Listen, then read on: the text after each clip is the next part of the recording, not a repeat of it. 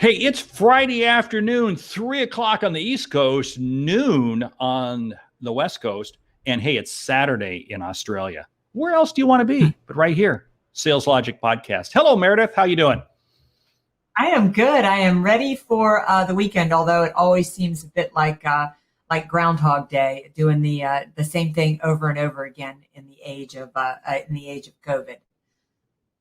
I was sharing that with somebody today. I was talking with the VP of sales. We were getting some dates, on the calendar for some stuff. And I said, it's just and he laughed. He said that's the line he uses every morning. He says it is Groundhog Day, and he actually was keeping a calendar from the first day that they closed down their office. I wish I could remember the day, but yeah, he said it's just bizarre. It's weird. So anyway, but hey, Meredith Elliott Powell. I'm Mark Hunter, the Sales Hunter.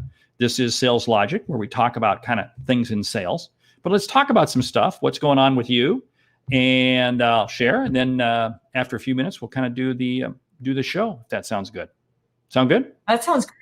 Yeah, I had a really good week. I kicked off a brand new consulting job. Pretty exciting stuff with a brand new client. We're really going to be getting in and doing some sales training for their team.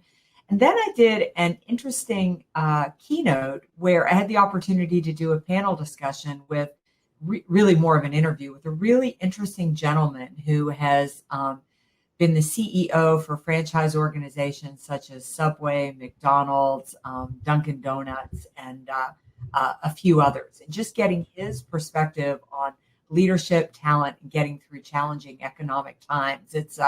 It's been a good week, a busy week, but a good week. What about you, Mark? What have you been up to? That's good. Well, actually, this morning I did a photo shoot. Yes, I know, with this unbelievable face. Did a 2-hour shoot outdoors. Fortunately, we started about 7:45. We got done before it got too hot, but that worked well. But had a very interesting week. Yeah, it's been crazy. The client conversations and so forth. And then kind of one of those weird things. In fact, it kind of fits into the topic of what we are talking about. I've had a client that was kind of ghosting me for the last several months.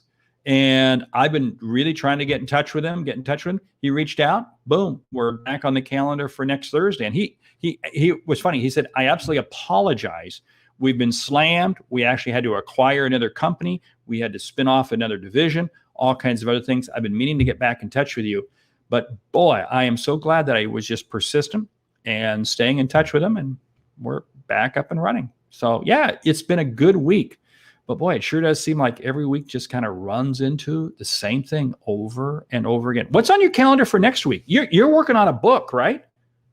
Yeah, I got to finish up. My book next week. In fact, it's more than a book. It's a whole new brand. It's a whole new passion of mine and what I'm really speaking about more than anything. So I'm going to finish that up, and then I kick off a second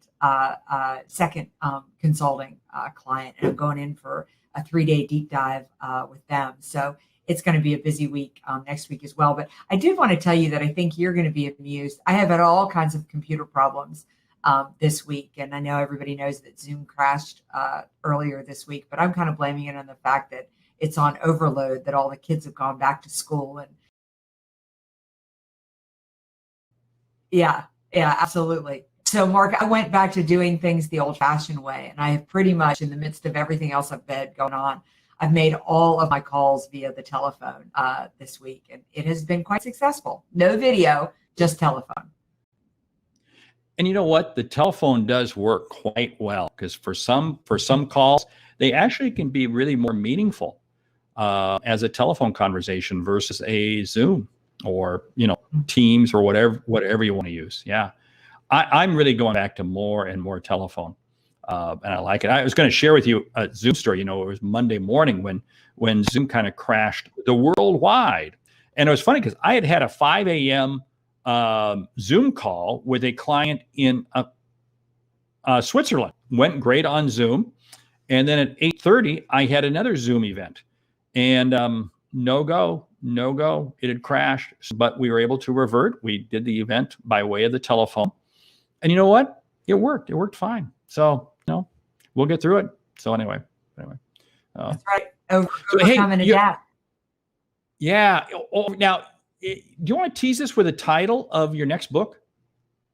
Yeah, I'd love to. It's Thrive, Turning Uncertainty to Competitive Advantage. And most people think that I'm kind of timing the book for now, but the truth is I started researching the book a couple of years ago. And in essence, what the book is about is I studied 9 companies that have been in business since late 1700s, early 1800s, and they are still in business, thriving today.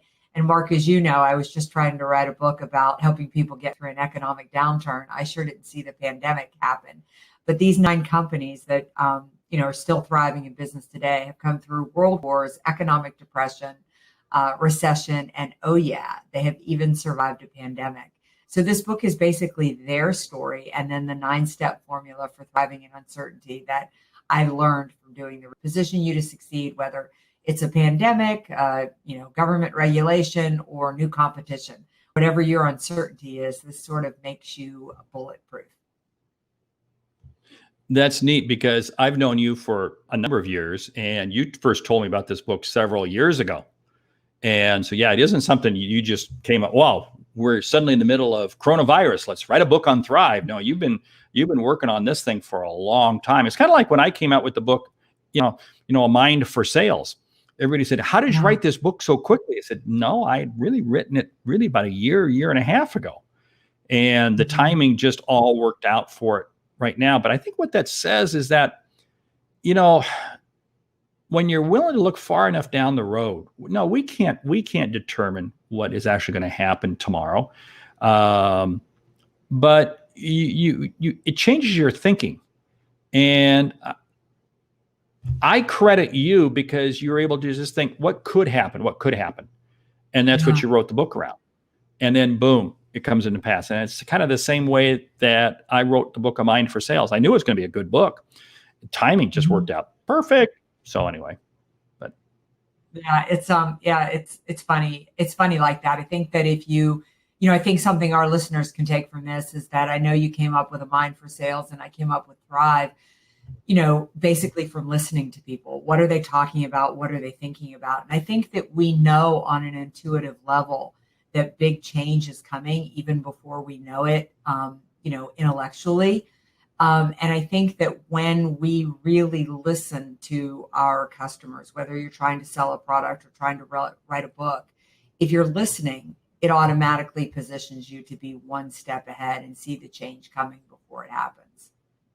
Yeah. And not only do you listen, but I know you read a tremendous amount. I mean, you're very much up on what's happening out there.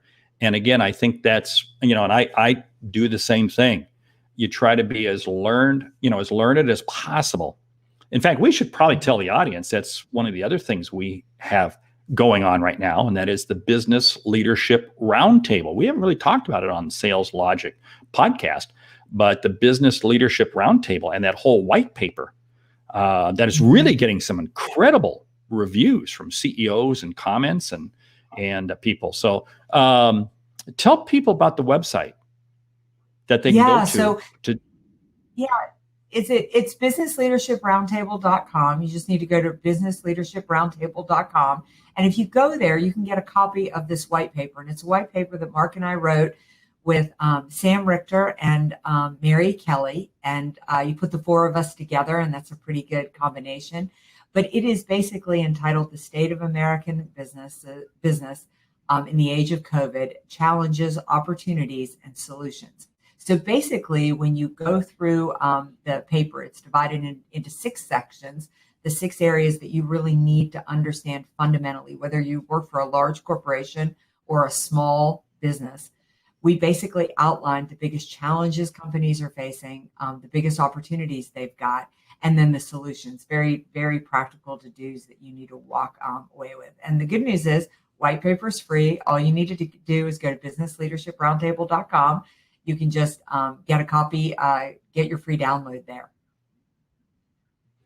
And it seems like everybody comes back with a comment as to how much they like it, how much they appreciate it. So, it must be really resonating. The number of CEOs I have passed it out to and have gotten comments back have been great. But anyway, hey, we should probably jump into the Sales Logic podcast, right?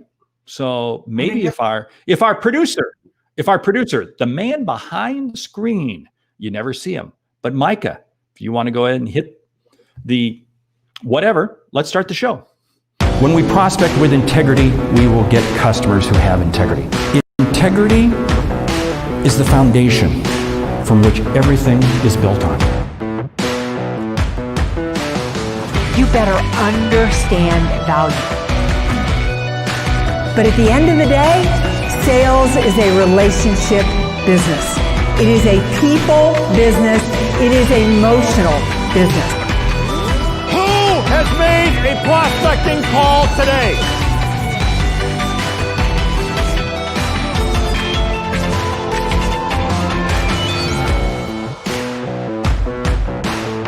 This is Sales Logic.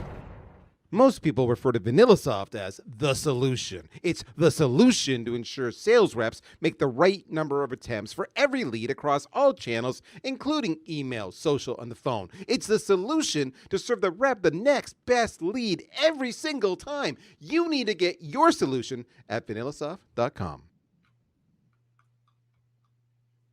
All right. Welcome to Sales Logic, the podcast where we dive in to the strategies, we discuss the techniques, we give you everything you need to know to well sell logically. I'm Meredith Elliott Powell, and I'm here with my co-host, Mark Hunter, the Sales Hunter. Good afternoon, Meredith. Great to have you for another show. Yeah, it's exciting. Mark, why don't you tell everybody what's on board for today? Well, we got quite a few things. We got actually 4 things that we do every show. We kind of go through a topic. We have a question that comes in from you, the audience. We do a lightning round, and we kind of highlight a book. Now, hey, I should really throw this out right now. If you have a question, want you to jump out to saleslogicpodcast.com, leave us a question, or just go out to social media, leave a question and hashtag saleslogic. And maybe next week, your question will be the one that we answer. But that's really what this show is all about. It's about just kind of giving logical ideas to sales challenges. And let me tell you something. There's a few sales challenges out there right now. But hey, what's the biggest challenge you faced or you've heard people face in the last week? The biggest thing that I'm hearing right now is really making that transition to really selling virtually and selling effectively. I feel like people have gone through their low-hanging fruit, and now they're really into trying to get new prospects and things. And how do you onboard brand new salespeople, and how do you connect and build relationships virtually with customers that you've never met before? That is so true. I was talking with a VP of sales today, and he shared with me, he says, biggest problem I'm facing right now is my salespeople are chasing shiny objects. They're so desperate for business because the verticals that they normally work in are just not functioning right now. And they're off chasing. It says, got to keep them focused. There's business if we stay in very specific lanes. And wow, that's so common for salespeople just to go sideways right now. But hey, to keep us from going sideways, we should probably jump in and start things off with the question. So I'm going to go ahead and share. Well, let me go ahead and share the topic. The topic we're going to be talking about is how everyone talks about having perfect customers, but what's the process of creating and keeping them? So with that, now let's jump back to the question. The question we have, it comes from Peter in Atlanta. Peter says, I have customers who have been saying they're going to buy since before COVID and still nothing. What am I doing wrong? Gee, Peter, you and everyone else have got this same question. So great question, Meredith. Why don't you jump in first? Let's give Peter some advice. I love this question, Mark. I think that you're going to be perfectly situated to answer it, given that you started this off by talking about the fact that you had a client who quote unquote ghosted you, who has now come back into the fold. Peter, first, I want to change your mindset. It isn't that you are doing, it's not that you're doing anything wrong, but there's a couple of things we want to go back in and look at. Number one is I really want to ask if you are taking time every single month to reflect on your pipeline. And what I mean by that is just taking a little bit of quiet time every 30 days and looking very realistically at your pipeline. Because what I don't know about these customers right now is I don't know if these customers are really in your customer avatar, if they fit your highly qualified perfect customer profile. I also don't know how many criteria they meet for you to actually close the sale. For example, you could be chasing business where you're not necessarily talking to the decision maker, where somebody told you that they want to buy from you, but they don't necessarily have the budget. You might not have qualified the need. They may be in lukewarm phase, but they're not in urgent phase.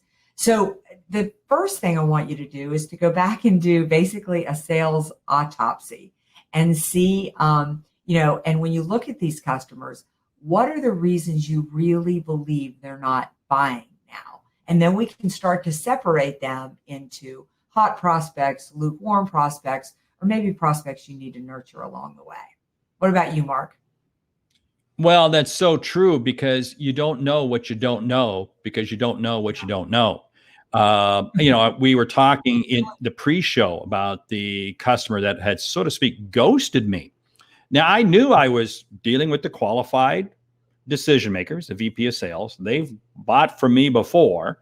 We had kind of got into a holding pattern, but I wasn't giving up. But I wasn't giving up and coming back to say, I'm checking in.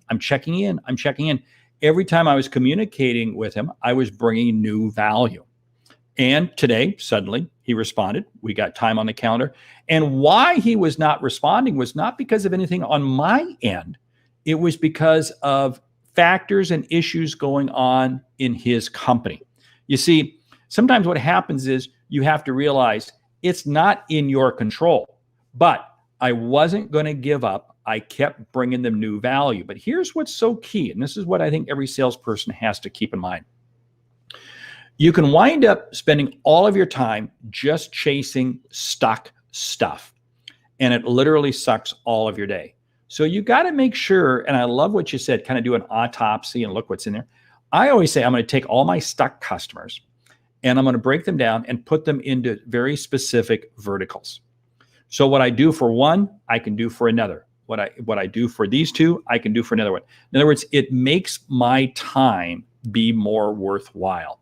And when I do that, I actually have the ability to be reaching out to more customers faster with actually better content, better delivery. Because you know what? I really think if that customer, and you use the word avatar, lines up with who, the avatar you want to be going after. And I say this, it has to line up with at least 70% of the attributes of your avatar. If it doesn't line up with at least 70% of the attributes of the avatar you've said is your perfect customer, cut them loose. Move on.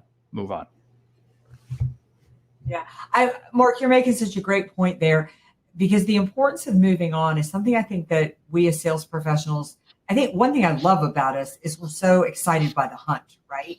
I mean, like rejection is something we get excited about and just want to come, go stronger to try to get the sale.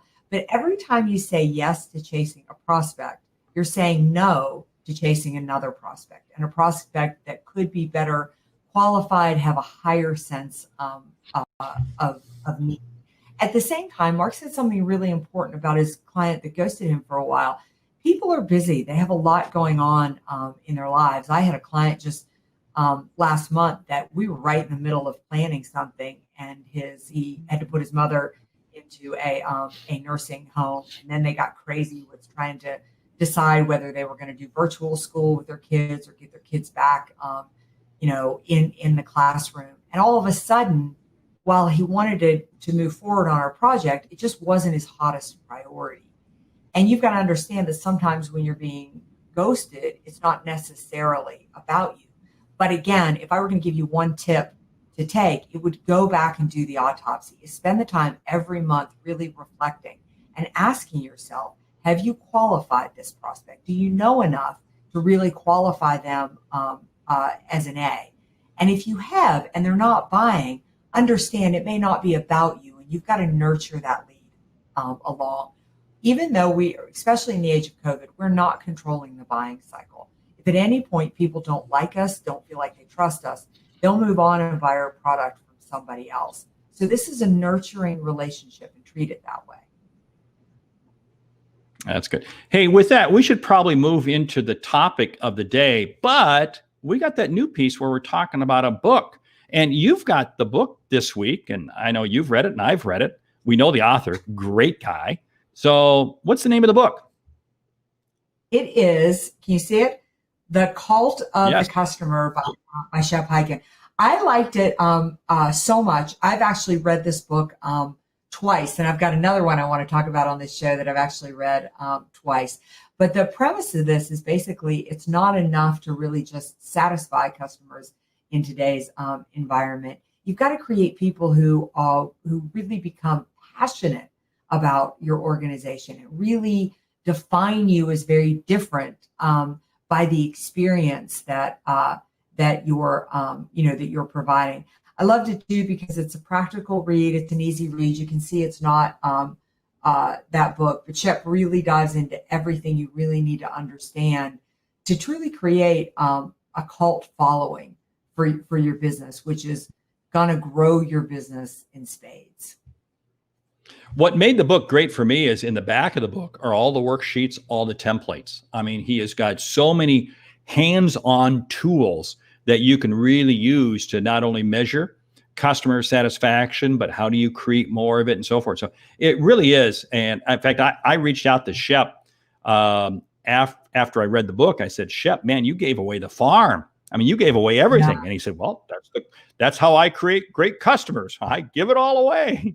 And it's like, wow, it is a great book. So Cult of the Customer by Shep, S-H-E-P, Hyken, H-Y-K-E-N. And he is a really good guy. Yeah. And you can find it at hyken.com or on Amazon.com. But if you are challenged at all with any customer service issues, or you're just looking for a way to differentiate yourself in the marketplace, really, really recommend this book. Great read. That's great. Okay, with that, let's jump into the topic. The topic for today. Everyone talks about having perfect customers. Perfect customers. What's the process to creating and keeping them? Meredith, the floor is yours. Well, I love the fact that you've said the process to getting them and keeping them, because that really is the goal. I mean, far too often we focus on trying to get the perfect customer, but you want to retain them and deepen that relationship. So I will get to that later as we go on. But I think if you want perfect customers, and I would define a perfect customer as somebody that brings a smile to your face. You enjoy working with them. They enjoy working with you. They love your products and services. They're your champions. They refer you to other people. They never quibble about your price, and they really look to you as a resource. But if you want those types of customers, you've got to start out by defining them. I'll go back to that client avatar piece. Is that everybody has a type. I mean, Mark and I are both in the sales space, but the customers that gravitate to him and the customers that gravitate to me, they're different. So you've got to define who's your niche, who's your type, who is your ideal. If you want to attract them, you need to begin by knowing who they are. Well, and that really builds on the whole thing that you get customers who are like you. I wrote about this in my book, how, when people sit there and say, oh, we have sucky customers, we have lousy customers, we have bad customers. I go, well, you know what? Chances are that's the persona that you exude. We really attract, I'm always talking about selling with integrity, and I always hate using that word because I just hate using it. But when you sell with integrity, demonstrate integrity, you tend to attract customers who have integrity. And the whole idea about creating and keeping great customers is by you treating them in the same manner that they will end up treating you. And really, the example I love to use is Southwest Airlines. Okay, I get it. We're not flying that much anymore. But if you think about it, How do you get upset at a Southwest flight attendant when they're so nice? How do you get upset, right? Right? So it's amazing. We create the customers, and we create the loyalty. We create the following by who we are. Yeah. I also think that if you want perfect customers, you've got to work on becoming a perfect salesperson. And a perfect salesperson means that, basically your customers are going to treat you kind of like what Mark just said on how you treat them. So if you want customers who come back to you for repeat business, if you want customers who give you referrals, then you need to be that type of salesperson who's checking in with them, who's really one step ahead of their needs, who make sure that they're so well taken care of that it's easy for them to see the difference between you and every other customer, every other sales rep they work with, and giving them reasons to brag about you. But you think about the fact of once you understand who your perfect customer is and how you want that customer to treat you, then you need to say, what am I doing to earn those things? If I want repeat business, what am I doing to get repeat business? If I want referrals, what am I doing to get referrals? If I don't want price to be an issue, what am I doing to get price off the table? So really judge yourself according to those steps so that it's easy for them to be a perfect customer because you're answering their every question along the way. And you do that by putting the customer first. Again, it's so easy to view, and I've used this example before. It's easy to view customers as if they were a bowling pin. Your objective is just to knock them down and take their money and move on to the next sale.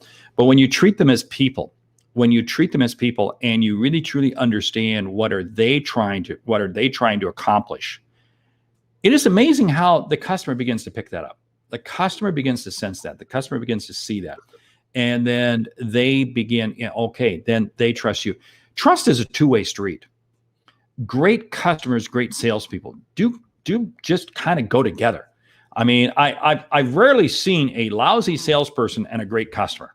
I just don't see that very often because a great customer is not going to stick around. And so trust becomes a two-way street, but you have to be willing to go the extra mile. Now, going the extra mile does not mean giving away the farm.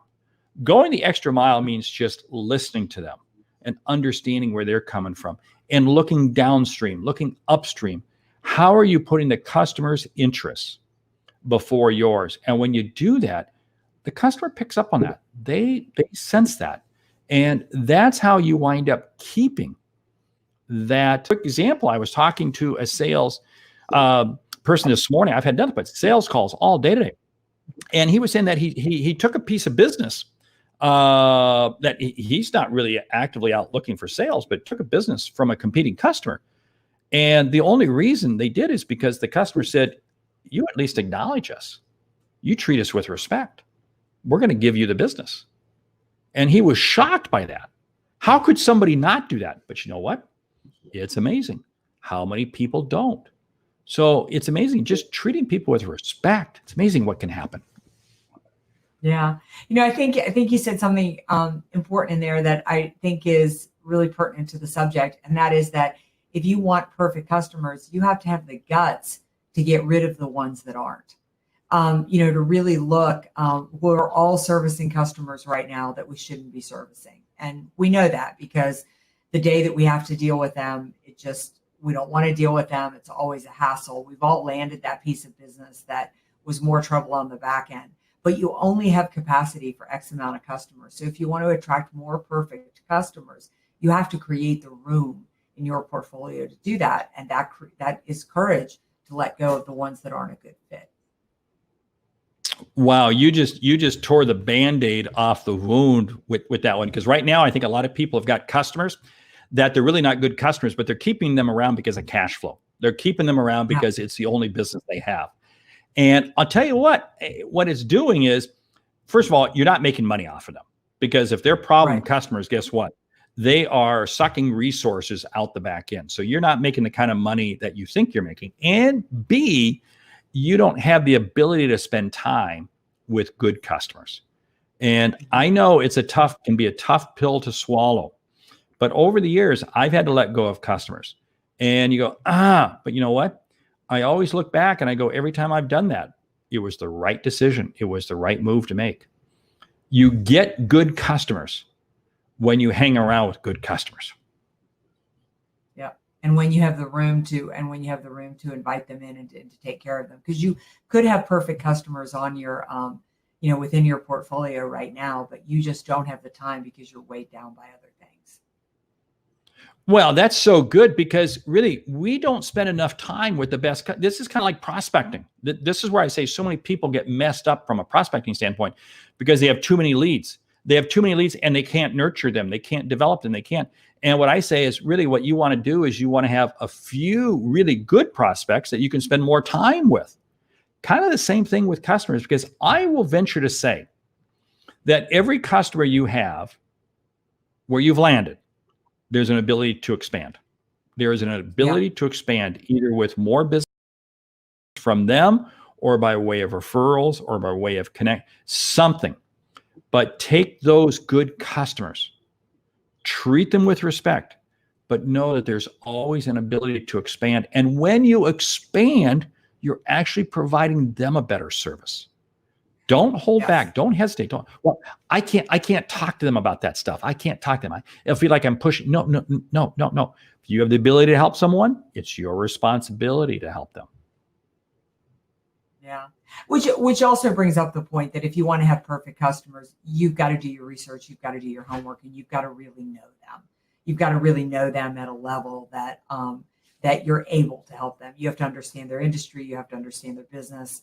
You've got to have that relationship and the depth of that relationship to really be able then to add advice, add resources, the things that you want to at another level. But if you're not doing the work on the front end, it cracks me up. I mean, 2 times today, I already got somebody to pitch me on LinkedIn. And all I did was accept their connection, and I'm thinking, why would I buy anything from you? I don't even know you. Now, I could be their perfect customer, but they skipped that relationship building step. And that's really key in the perfect customer connection, I think.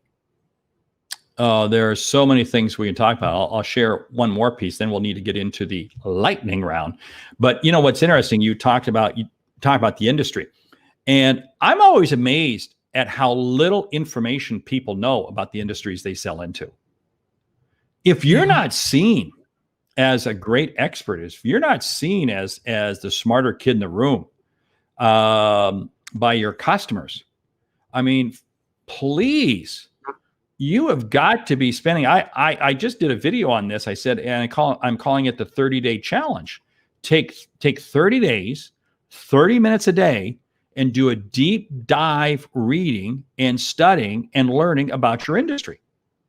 You do that 30 minutes a day for 30 days, and guess what? You're going to wind up knowing a tremendous amount of additional information, which is going to help you with your customers. Oh, there's so much there. But anyway, time is kind of slipping away, so we should probably jump into the lightning round. The lightning round question: how do I nurture my great customers? Go. Lightning round. Okay, tip to nurture your great customers is, number 1, find out what's important to them, specific to them, something that they really like. Mark and I have a mutual friend, and I was getting ready to send her something. And the typical thing to send would be flowers, but I know she loves bacon. So I sent bacon, because you need to know your customers or your clients. You need to know what's important and what's valuable to them. It tells them you're listening. I guess I'm not important to you, Meredith, because I've never received bacon from you, but we'll leave that as a side note. We'll talk about that later. Anyway, hey, here's the whole thing. What do you know about your customer's customer? You nurture great customers. You help develop them by really understanding who are they selling to, who are they serving. The more you know about them, the more valuable they will be to you. Yeah, and I would add to that you need to understand their competition. What are the markets they're competing in? What are the challenges that they're up against? And where are their opportunities in the marketplace? You need to understand their competition really better than they do. I'll add, share with them insights that go beyond what you sell. Share with them insights about the industry. Share with them insights. I have a number of customers that I will routinely send, well, you and I have worked on a white paper together. I'll send that to customers. And it's amazing how they respect me and they love me for it. Yeah. I would say open doors for them, try to get them some business, make connections for them, both who can just help to build their network as well as create new opportunities. Show them that you're as invested in growing their business as they are. Some people will say this is weird, but I love reaching out to my best customers on the weekend. On a Saturday morning, I'll send them an email. I'll send them a link. I'll send them something. And they're shocked that, wait a minute, I'm thinking of, they're saying, Mark is thinking about me on a weekend, but it's amazing the commentary, the comments I get back. It's always positive and they really value it. And they say, hey, we want to keep you around. Yeah. I would say, remember the day that they started doing business with you and send them a anniversary card on that day. So many of your competitors remember people's birthdays. They remember people's, wedding anniversaries and things.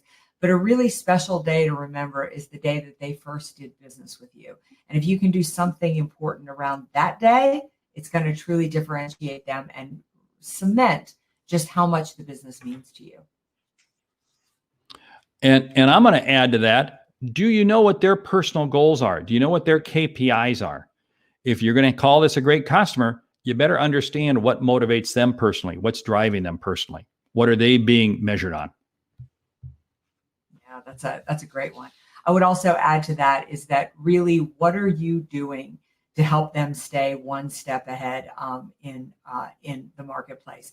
At least once a year with those customers, you should be sitting down and doing a deep dive. The last contact I always make before the holiday season is that letting them know that first week of January, I'll be reaching out to really make the plan and the strategy of how we can work together in the coming year. I don't ask that as a question. I make it a statement, but it's the time that I really set aside just to get a really good, thorough understanding of where they're headed in the next year. And from there, I can figure out the products and services that I can sell to help them get there. I love recommending books to them. I love, not the books I write, but the books that other people write and why I think they should do it. I just did that the other day and the customer reached back out to me and said, thank you. It's an excellent book. Why don't you share one more? I'll share one more and then we'll kind of shut things down. Okay. Solve problems that have nothing to do with you or your product or service. I've had a lot of my clients lately calling saying my team's really struggling with burnout and work-life balance now that we've gone virtual. And that's not my problem. That's not my wheelhouse, but I'm providing tools and resources to help them solve that problem. You stole that one right out from under me because that's what I was going to end with. But I'll end with this one.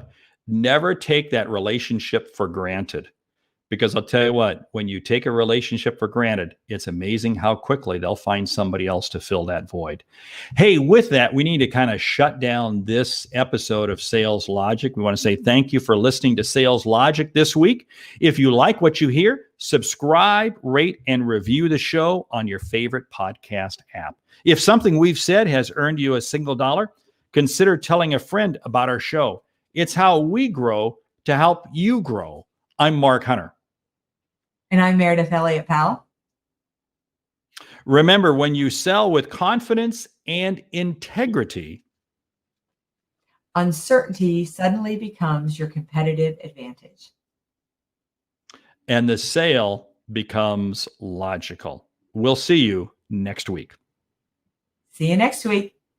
Most people refer to VanillaSoft as the solution. It's the solution to ensure sales reps make the right number of attempts for every lead across all channels, including email, social, and the phone. It's the solution to serve the rep the next best lead every single time. You need to get your solution at VanillaSoft.com.